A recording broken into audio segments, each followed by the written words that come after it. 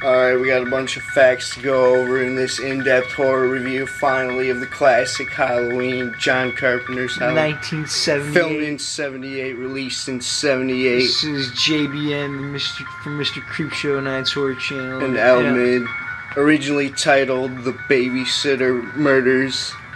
So there's never even been a film that was titled Halloween all the way up until the 70s. Until a producer suggested that John Carpenter put Halloween and write the script around that. John Carpenter originally only wanted to film westerns. Which is hard to believe that they couldn't come up with a title of Halloween. I always used to think about that too, and it was like it was all the way up until 78. Yeah, it's pretty crazy that there's never a film all the way up until 70s not even titled Halloween at all. And he wanted three things, like he was a big shot. Badass director. We also saw the Inside Story documentary, so we're going to be going all over those facts, giving our overall thoughts, in-depth review of everything in the characters, as you know. And then he wanted three things: his name above the title, like he was Hitchcock or something. Wow. Final cut, like he was Roman Bridger from Scream 3. Wow. And his girlfriend, Deborah Hill, to come on board. And you're like, what the? To like be in the movie. Alright, let's jump into this Rob Zombie breakdown. And his wife. Wow. Alright, we're going to jump into the actual movie now, where we break down all the scenes, introduce the scenes, and say our thoughts. Alright, scene one. They show the Compass International logo. It starts off with the credits. And Arab Finance, the movie, is who they got to do it. Yeah, and they gave him a proper burial, because he died recently. They're showing it on the freaking documentary. Died in 2005 and the Jordan bombings, everyone knows that. They showed in the documentary of Halloween.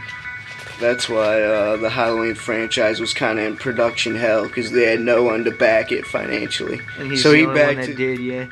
And then it shows Donald Pleasence in John Carpenter's Halloween, shows the logo playing the iconic theme, as we know.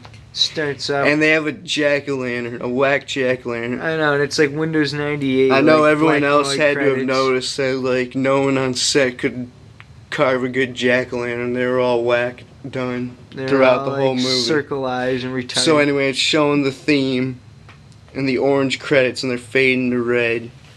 And this is just bad writing. And then... Nah, I'm joking. So it's filler of the Windows 98 credits. And then, it starts off with, as we all know, Halloween night, 1963, the opening scene. And you're like, okay.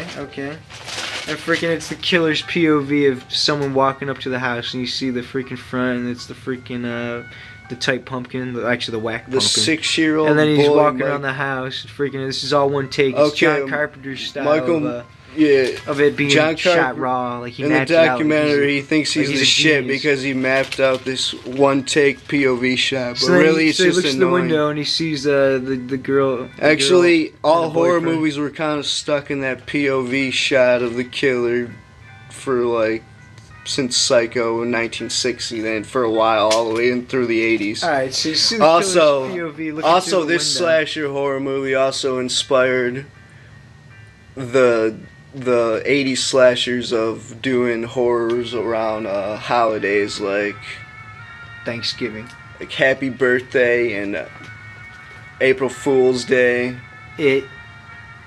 Not even close. Shut up. Of course you're freaking retarded right now. Wow, I'm trying to tell the freaking scene where we're at. So then go on. Alright, so he does the killer's POV and he's looking through and you see the couple making out, so you know they're gonna be dead.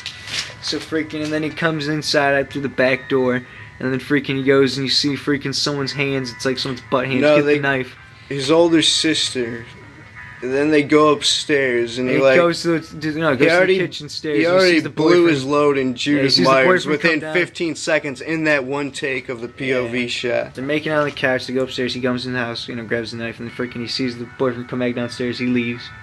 Freaking goes out the front door, and then he goes upstairs, and then freaking it's the mask shots, through as the camera. He did it with the clown mask. And then freaking they stab, and it's so poorly done if you watch it. She's how acting like fake, like she's getting beat up, fake stabbing. Even though she's getting stabbed to death. She acts like she's getting hit.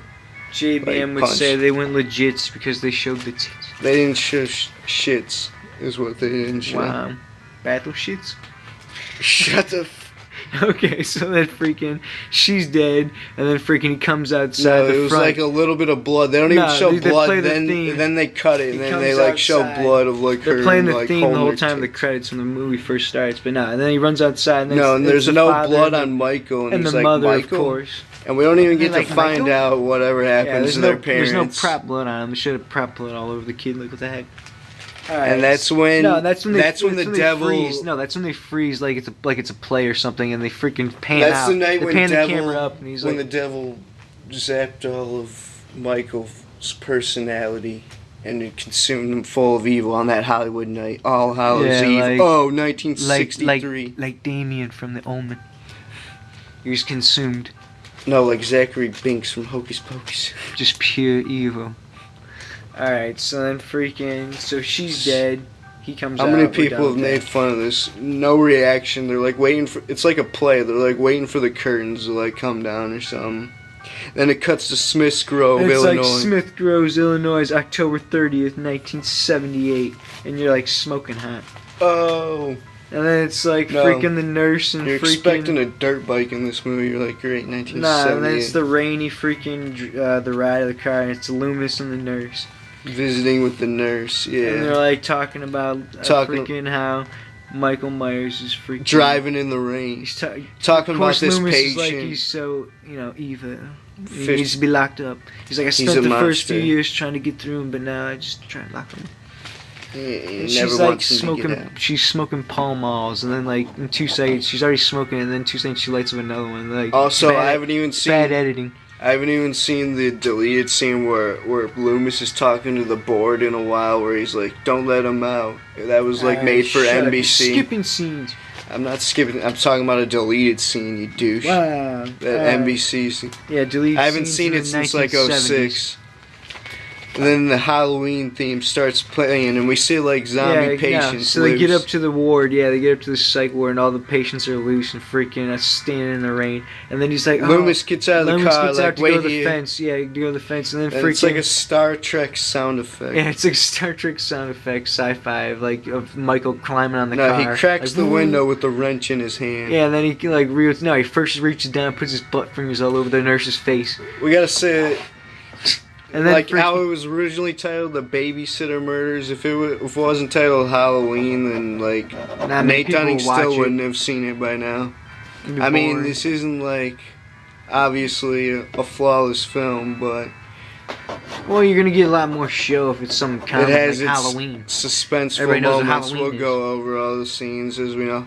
And then anyway, so Michael pulls a Grand Theft Auto move and he steals a car, even though peels out of that bitch. Even though he never drove in his life.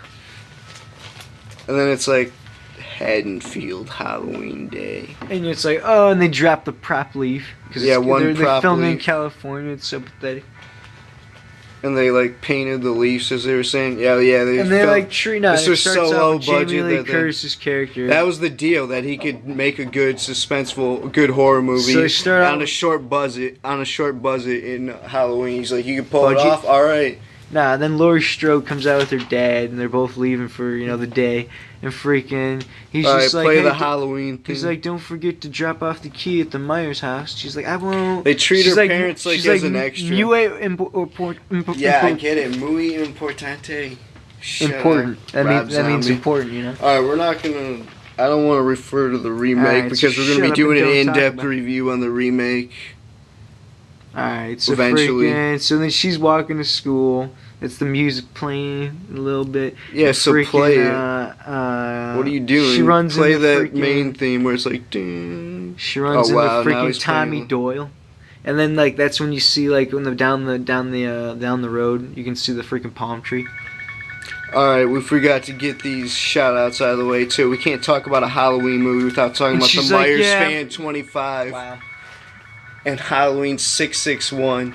What's up, Myers Fan 25? Legend. If you're out there, check out all his Halloween reviews. He's done a review on every he's Halloween hilarious. movie. He'll be real with you. And Halloween 661 has a nice horror channel. Darnell Weeks. Who appreciates our reviews. Hit him up on Facebook.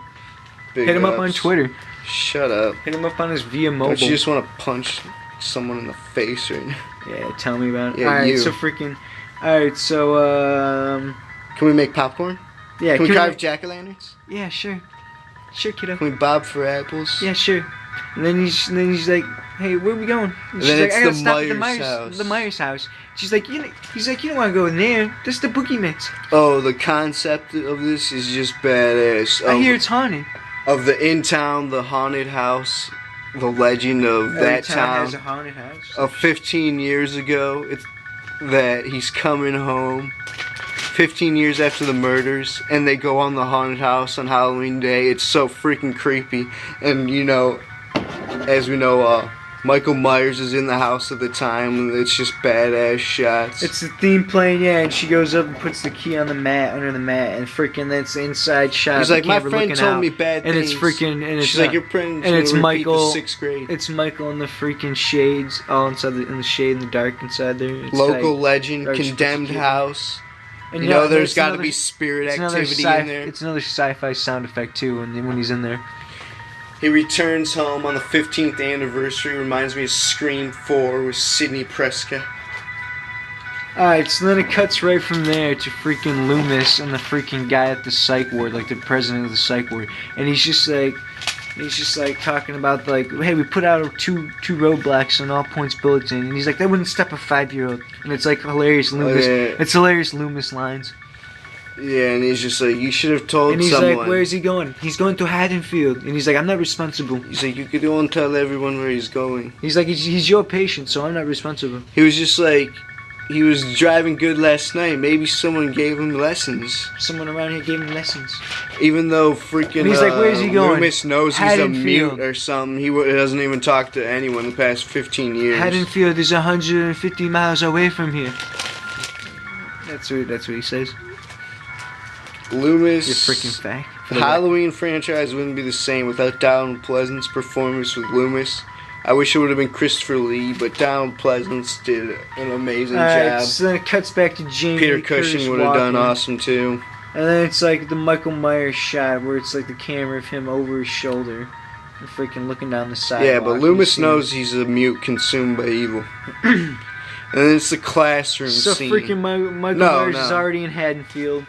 Yes, stalking her going. He drove the detention, the psych ward, like public vehicle with germs all in it, station with wagon. like Nate Dunning's drool in the back seat. Exactly.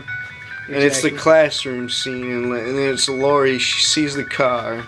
Yeah, she looks at it and sees the car, and then freaking she gets called on for like a poetic question. She's like, oh, it's fire, earth, and water. And she's answering philosophy while looking at Michael Myers. Actually, she just sees the car. She looks at it, it's just the car. And then after she's done answering questions, she looks back out and the car's gone. And you're like, okay, this is just bad writing. Actually, no, it's pretty suspenseful. Yeah, the scene's just iconic. And then it's the class out at the elementary school with Tommy Doyle carrying the pumpkin. The boy that she's gonna babysit that night.